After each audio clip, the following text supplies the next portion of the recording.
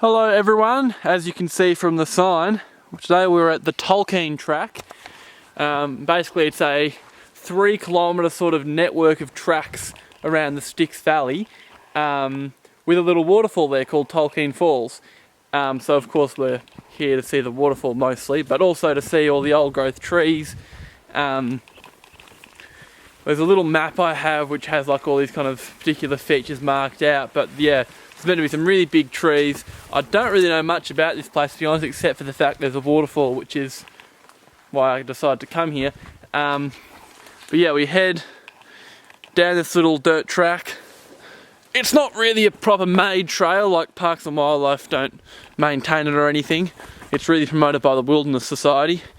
But yeah, it's been sort of used as a bit of an anti-logging kind of demonstration place, because the Styx is quite a controversial area with that topic.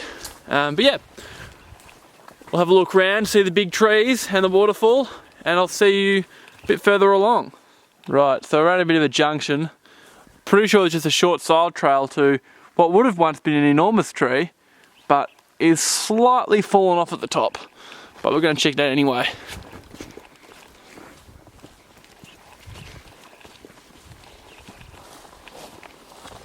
It's actually a fairly well-trodden trail, a bit better than I expected. I wasn't really sure what to expect.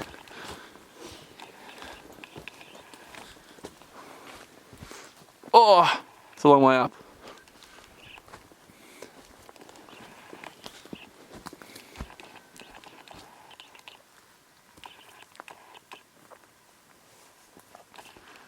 Okay, we've come down a little side trail to the cave tree, which, well, my camera's probably struggling a bit here to pick it up, but it's kind of a tree with a cave in it, which is not entirely surprising given the name.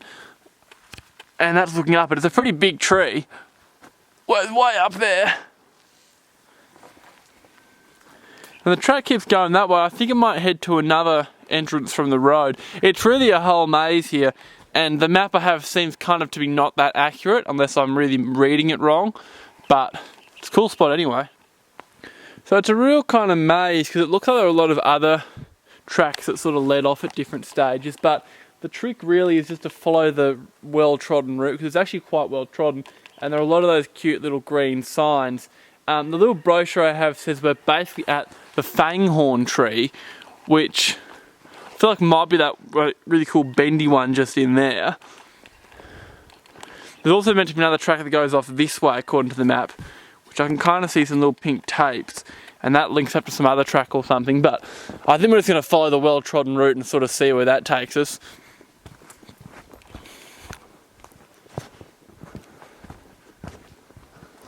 Because I know there's a cute little green sign for the waterfall. It's so cool, these trees in here.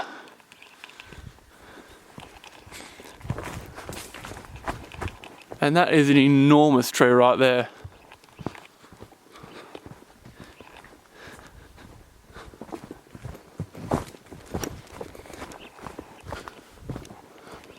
Okay, I reckon this one's the Fanghorn. It's like a double tree, it's so cool. It sort of splits in the middle there. If my camera's going to brighten up and show it properly. Such a beautiful rainforest. Alrighty, so we've made it to the most famous tree in the Styx Valley, which is Gandalf's staff. It is a serious tree. 84 metres high, according to a sign that's here. And at the site of a protest in 2003. And if you look way up there, you can actually see the old rope. So there was a platform that people tied themselves to up there. And the rope is still there. I imagine the platform's been taken down.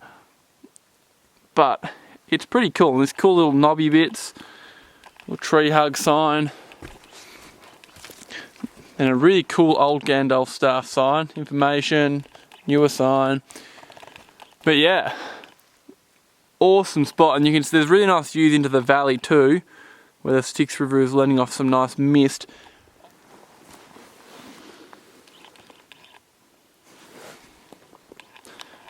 We seem to be heading in the right direction.